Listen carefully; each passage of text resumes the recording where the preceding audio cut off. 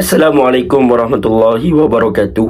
Hari ini saya nak buat ulasan perlawanan di antara Kedah versus JDT, yang mana game ni berakhir dengan keputusan seri 3-3. Memang game ni adalah game of the season untuk 2023. Memang game yang paling best yang kita saksikan. Akhirnya kita ada tim yang boleh memberi saingan kepada pasukan JDT, even keputusan seri. Tetapi game tu menunjukkan yang JDT struggle untuk bermain seperti mana mereka bermain seperti sedia kala. Dan saya tengok game ni dekat stadium, dan memang kita sorak lah dekat stadium. Ada jeritan-jeritan dan sebagainya yang menyebabkan tekak saya sakit dan bengkak. So kalau dalam video ni dengar suara saya ada serak-serak, lepas tu ada kadang-kadang slow ataupun kadang-kadang tak dengar tu, maafkanlah saya cuba bagi ulasan juga untuk game ni walaupun suara saya sakit kan. Jadi video ni mungkin panjang sikit disebabkan saya nak kena kontrol saya punya suara supaya boleh keluar lagi. And so saya orang kata enjoy lah video ni dengan baik lah. So dalam game ni kalau kita lihat, Kedah berjaya untuk mendahului dengan keputusan 2-0. Tetapi mentaliti yang ditunjukkan oleh pasukan JDT, mereka bukanlah pasukan yang mudah untuk mengalah. Mereka berjaya bangkit di second half walaupun mereka tewas 1 gol di second half dengan sangat awal, dan mereka bangkit untuk samakan kedudukan 2-2, dan selepas itu mereka berjaya menjaringkan gol yang ketiga. Tetapi keputusan bukan setakat itu saja. Kedah pun lepas dah kena 3 gol, Kedah pun tak mudah mengalah. Kedah cuba untuk cari tempo permainan balik. Mereka cuba untuk control the game balik. Mereka cuba untuk counter press, dan mereka cuba untuk keluar daripada pressure yang dilakukan oleh pasukan JDT. Dan akhirnya mereka berjaya mendapatkan corner, dan corner bola terbias dan dapat Hidalgo balik. Hidalgo cross dan gol dijaringkan oleh Amir Bek untuk gol penyamaian pada minit-minit akhir lah. So game ni memang bombastik, memang super. Memang kita boleh katakan daripada segi tactical wise, kedua-dua coach Esteban Solari dan juga coach Nafuzi menggunakan tactical yang orang kata apa, approach yang menunjukkan yang mereka akan bersaing dan memberikan persaingan sihat daripada sudut tactical yang mereka terapkan di dalam padang. Dan dalam pada masa yang sama, keputusan 3-3 ni, Esteban Solari pun ada mengatakan yang keputusan ni adalah sebagai salah satu wake up call untuk JDT memperbaiki apa yang mereka perlu perbaiki sebelum saingan ACL start. Dan dalam pada masa yang sama, untuk pasukan Kedah, dia boost confident untuk memastikan yang lepas ni dalam saingan Liga Super yang akan bersambung mungkin pada lebih kurang lambat lagi dalam 2 ke 3 minggu lagi, untuk terus kekalkan momentum corak permainan macam ni dan menang dalam baki saingan Liga Super yang ada, untuk cuba melayakkan diri ke Asia dengan menempatkan diri di tempat kedua saingan Liga Super lah. So benda ni bagus untuk kedua-dua tim. Jadi tanpa membuang masa, mari kita masuk ke dalam ulasan perlawanan.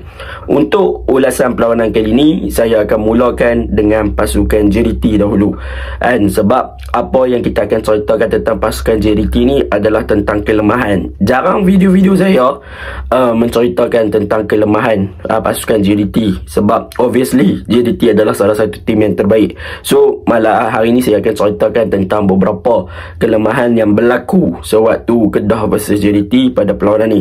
Baiklah, kelemahan yang pertama yang kita dapat lihat untuk pasukan JDT dalam perlawanan Liga Super kali ini menentang Kedah, yang pertama adalah daripada segi mereka punya corak bertahan ketika menghadapi situasi set pieces, yang mana situasi set pieces ni terutamanya dalam corner kick. Kalau kita lihat, gol pertama pasukan Kedah adalah berpunca daripada corner kick dari Hidalgo yang membuat hantaran daripada corner kick direct kepada Ifidayo yang tiada siapa kawal dia dekat situ, berjaya menanduk masuk dengan mudah untuk gol pertama. Dan kalau kita lihat overall corner kick yang Kedah dapat ataupun set pieces yang Kedah dapat, Kedah berjaya untuk exploit dan juga memenangi air duel dalam perebutan di dalam di box. Bahkan gol yang ketiga yang dijaringkan oleh pasukan Kedah juga adalah berpunca daripada segi set pieces. Jadi di sini kita boleh nampak yang sebenarnya JDT mempunyai masalah dalam menghadapi dan juga menghalang gerakan ataupun menghalang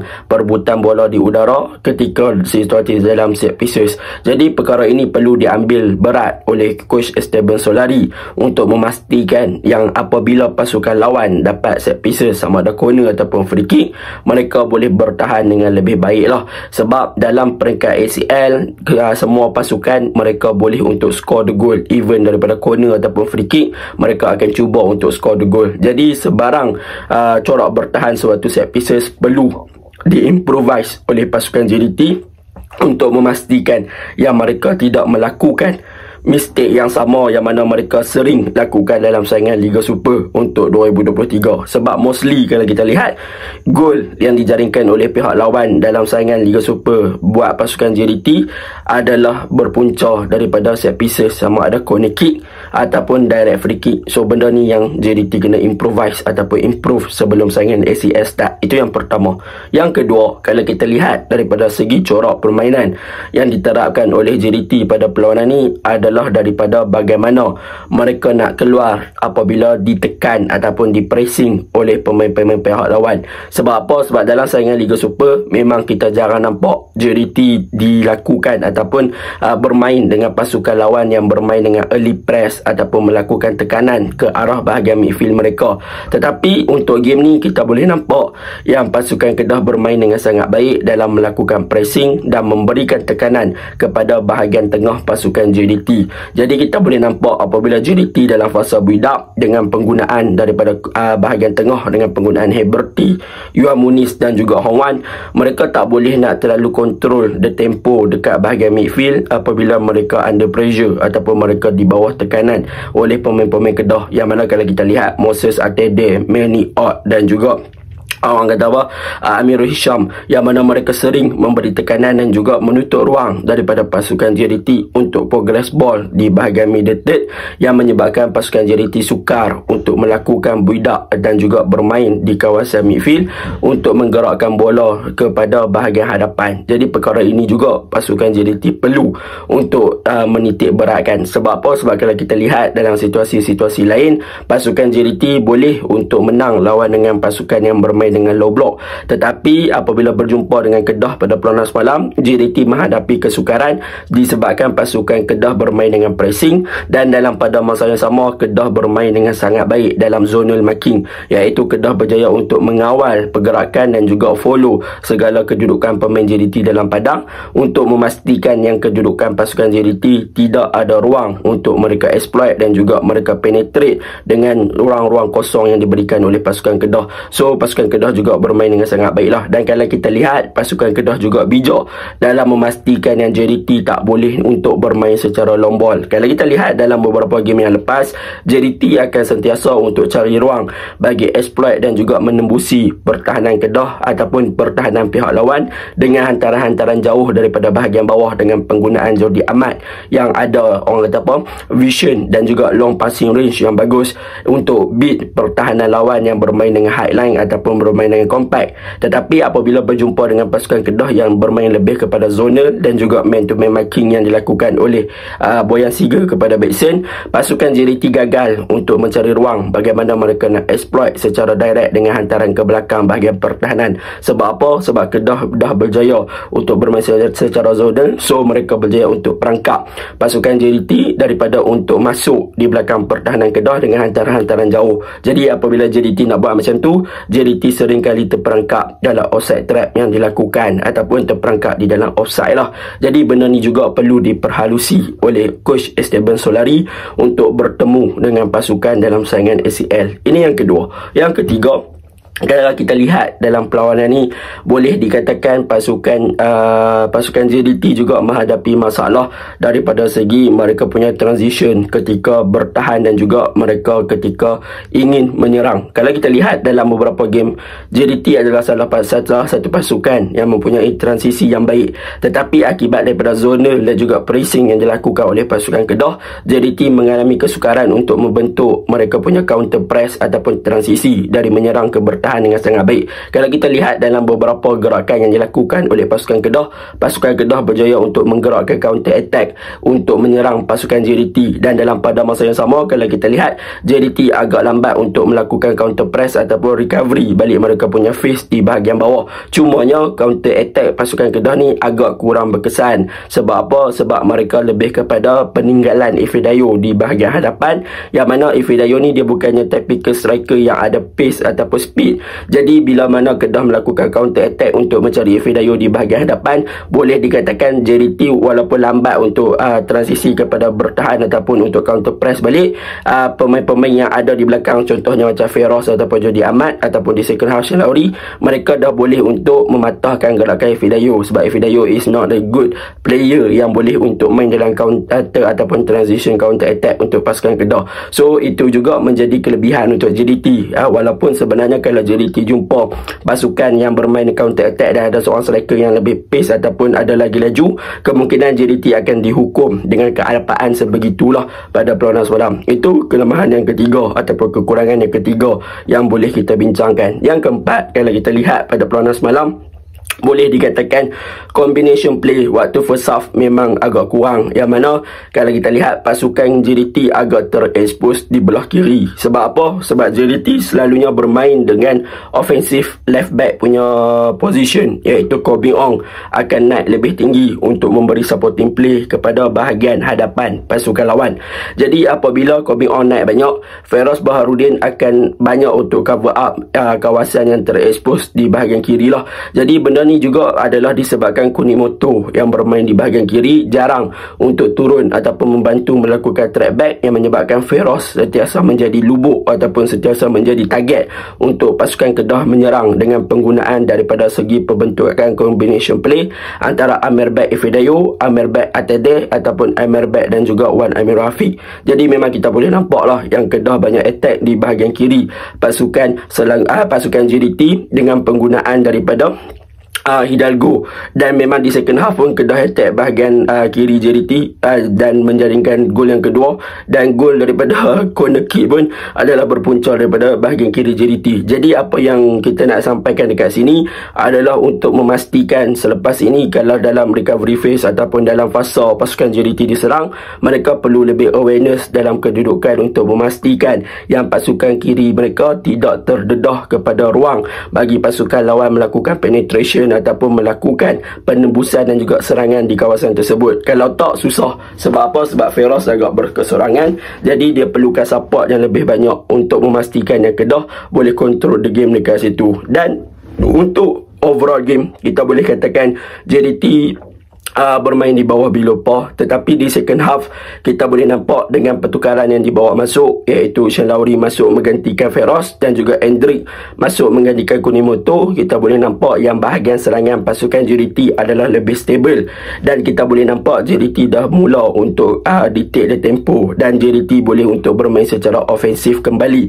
Jadi kita boleh nampaklah di second half antara perubahan yang terbaik untuk pasukan JDT apabila Shane Lowry masuk, mereka punya efisien ataupun mereka punya corak serangan yang lebih baik adalah menerusi Corbin Ong di bahagian kiri jadi lebih efektif. Jadi Corbin Ong boleh untuk menyerang di bahagian kiri dengan sangat baik juga, dan benda ni bila masuk Kunimoto dikeluarkan dan Hendrik Dos Santos dimasukkan, kita boleh nampak yang midfield pasukan JDT pun bermain dengan sangat baik, lebih kepada ball control dan juga kawalan bola yang lebih super.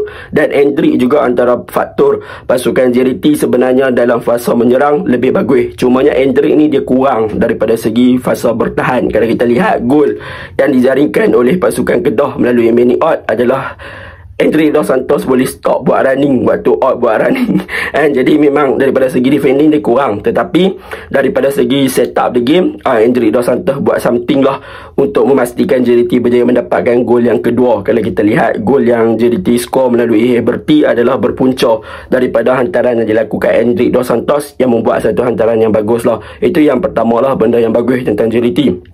Yang kedua, apa yang bagus tentang JDT ni adalah tentang Arif Aiman. Arif Aiman memang waktu first half dia kena kawal rapi gila dengan Azrin Afiq. Tapi masuk second half, kita boleh nampak Arif Aiman dah mula untuk panaskan badan, dan Kamil sentiasa menjadi situasi one on one dengan dia. Dan akhirnya Arif Aiman apabila berdiam terlalu lama, dan akhirnya dia berjaya untuk skor satu gol yang marvelous lah. Asal gelecekkan 4 orang player, dia gelecek macam tu saja dan menjaringkan gol ketiga pasukan JDT. So obviously persembahan individu yang ditunjukkan oleh Arif Aiman berjaya menarik minat dan juga menunjukkan satu performan yang baik untuk pasukan JDT. Dan pertukaran seterusnya adalah apabila Hong Wan dikeluarkan dan membawa masuk Safiq Rahim. Jadi waktu first half kita boleh nampak yang Hong Wan banyak untuk cover up dan juga memberi bantuan kepada Feroz juga, dan di second half pun dia banyak untuk involve dengan lebih kepada defensive duty berbanding bertindak sebagai ball progression. Jadi kita boleh nampak yang Hong Wan juga bermain di bawah below lah. Tetapi apabila kemasukan Safiq Rahim, barulah kita nampak yang JDT boleh kontrol bahagian midfield untuk bergerak dengan 1-2 passing dan juga ball progression yang lebih better.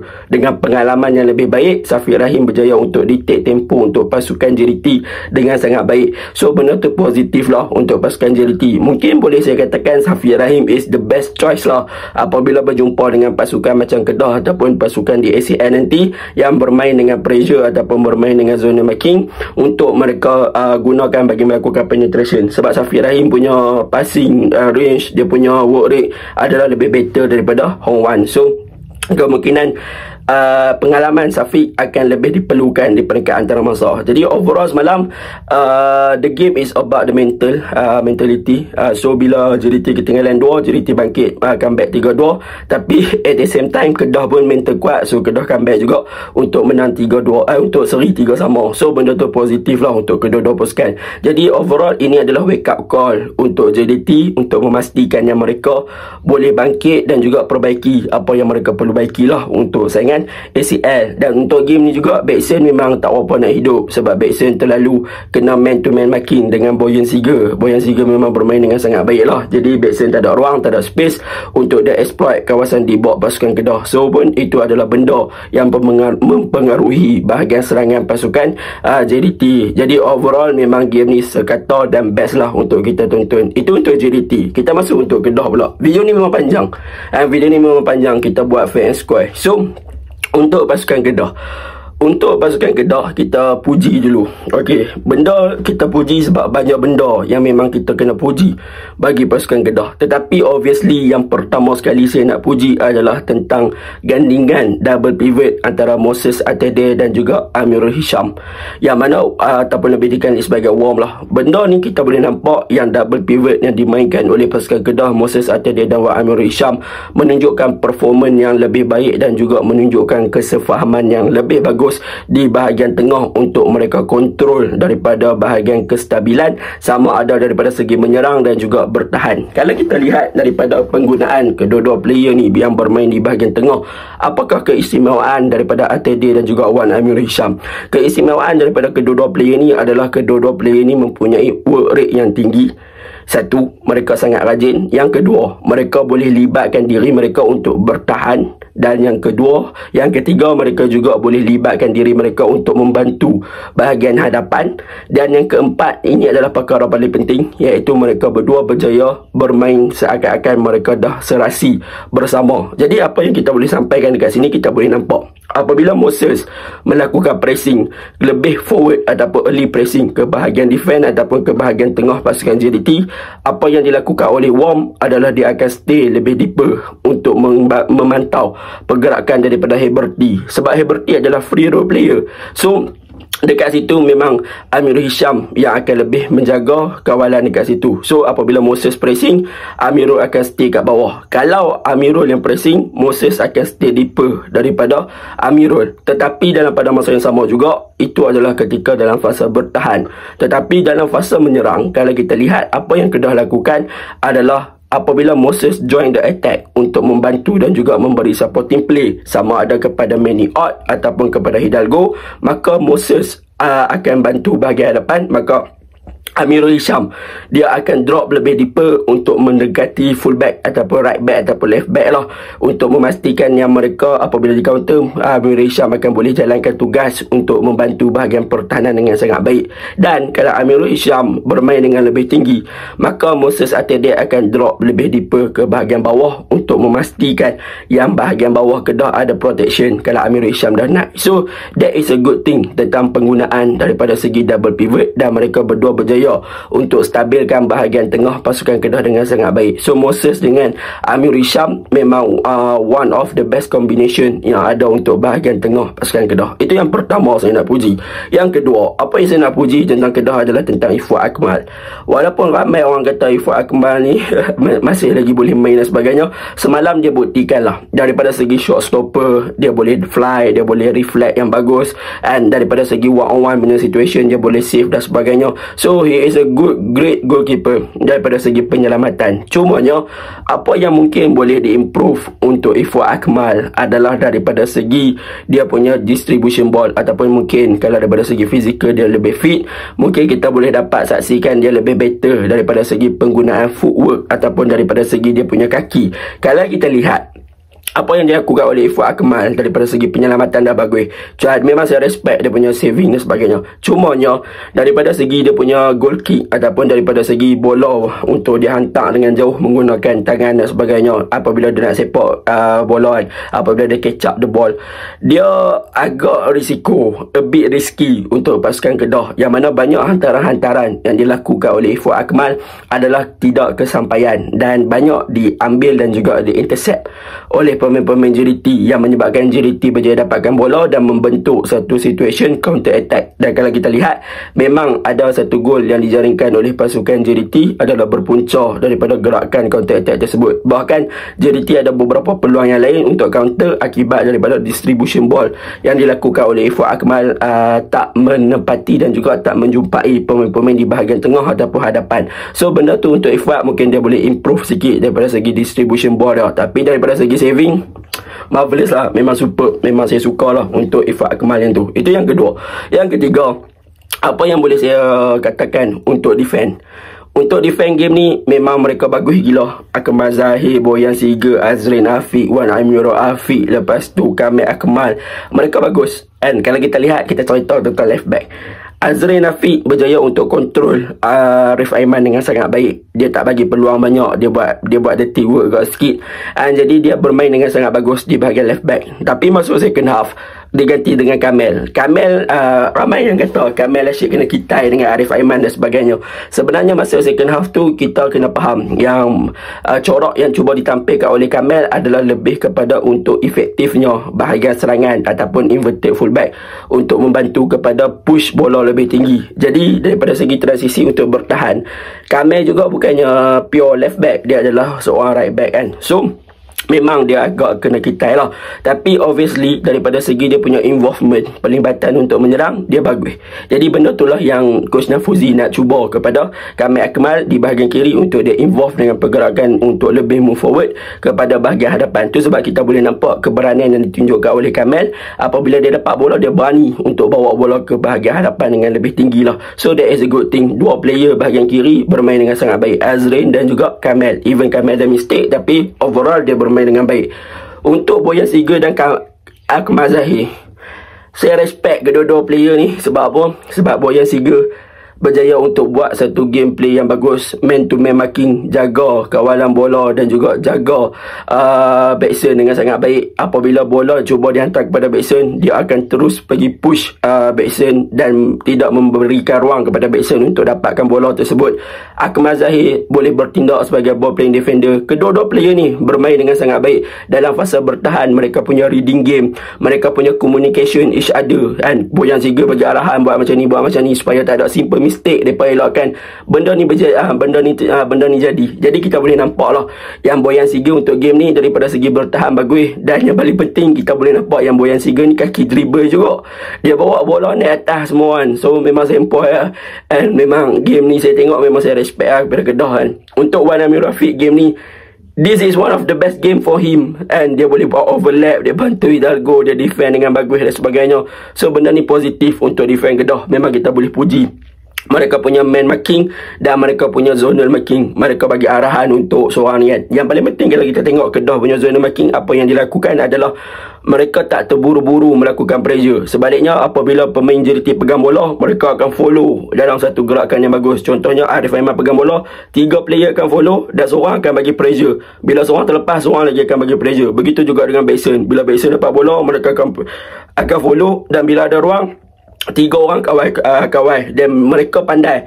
Bila mereka pi 3 orang pressure kepada pemain JDT, seorang duduk belakang, seorang duduk tengah, seorang duduk kanan. So pemain JDT tak ada ruang untuk masuk ataupun untuk melakukan passing. Jadi apabila JDT nak release ball dalam situasi tersebut, Kedah dah boleh baca, Kedah intercept dan Kedah clear terus. So that is a good thing tentang bagaimana cara Kedah bertahan pada perlawanan semalam. Cumanya apa yang perlu diperbaiki daripada segi small mistake dan juga daripada segi konsentrasi. Macam gol semalam, gol Kobe On tu sepatutnya tak payah berlaku. Tapi small mistake, miscommunication daripada segi situasi set pieces, Kedah kena. Gol kedua, memang pun small mistake juga, communication antara player dan Backson dapat bola daripada Hendrik, Backson dada dapat Heberty shoot. So that is benda yang boleh elok. Gol daripada Arif Aiman, seorang player Arif Aiman boleh klecek 4-5 orang player Kedah.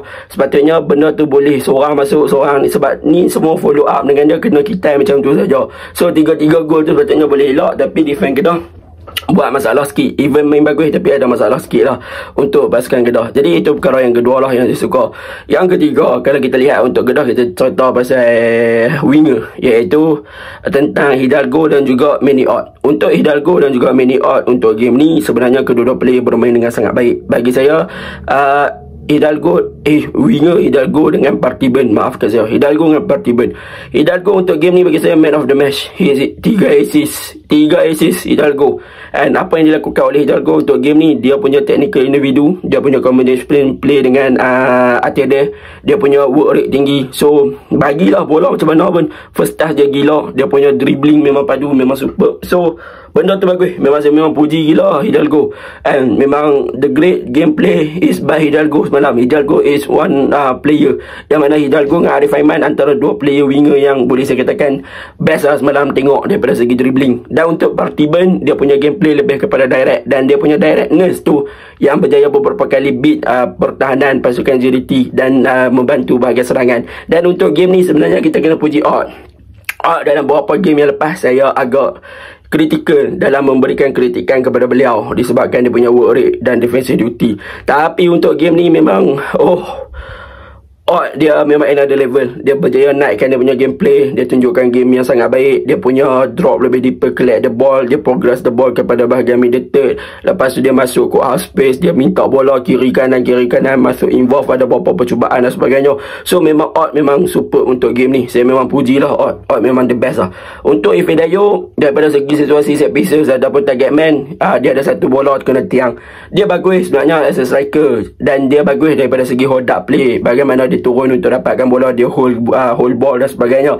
Cumanya dalam segi situasi counter attack ataupun lebih kepada direct play, apabila Kedah buat passing through dan sebagainya, dia punya weakness adalah lebih kepada, kelemahan dia adalah lebih kepada untuk ada pace. Jadi bila dia tak ada pace, dia tak boleh nak beat pertahanan lawan dengan baik lah. And jadi benda tu kita agak geram lah, sebab dalam situasi Kedah counter attack, sepatutnya kalau macam Kedah punya striker sebelum ni macam Rodney Ngah, William Lira ataupun Rodney Ngah ada pace, boleh laju dan boleh untuk masuk. And jadi kita guna Fidayo lebih kepada nak kena swap. So benda tu agak kurang lah. Tapi mostly Fidayo is a good player juga, tak ada masalah lah. Jadi secara kesimpulannya, semalam Kedah mereka punya zonal marking dengan man to man marking memang bagus. Dan yang paling banyak improvement adalah daripada segi off ball movement, bagaimana mereka cari ruang untuk minta bola. Kalau kita lihat bagaimana Kedah progress ball di bahagian tengah, dan bagaimana mereka open game, tunggu ATD combination play, tiki taka dan sebagainya. Mereka banyak tunggu player masuk ke ruang-ruang kosong untuk mereka passing, dan benda tu berjaya. So benda tu positively bagus lah. Off ball movement improve, mereka cari ruang kosong, minta bola, mereka minta, mereka pressure dan sebagainya. Inilah yang kita nak tengok. Dan yang paling penting, saya harapkan Kedah teruskan konsistensi gameplay macam ni untuk next game. Janganlah game ni saya tunjuk macam tu kan. So itu je lah ulasan saya. Assalamualaikum. Minta maaf lah suara saya barai. Jadi apa-apa pun game ni game of the season lah. Assalamualaikum.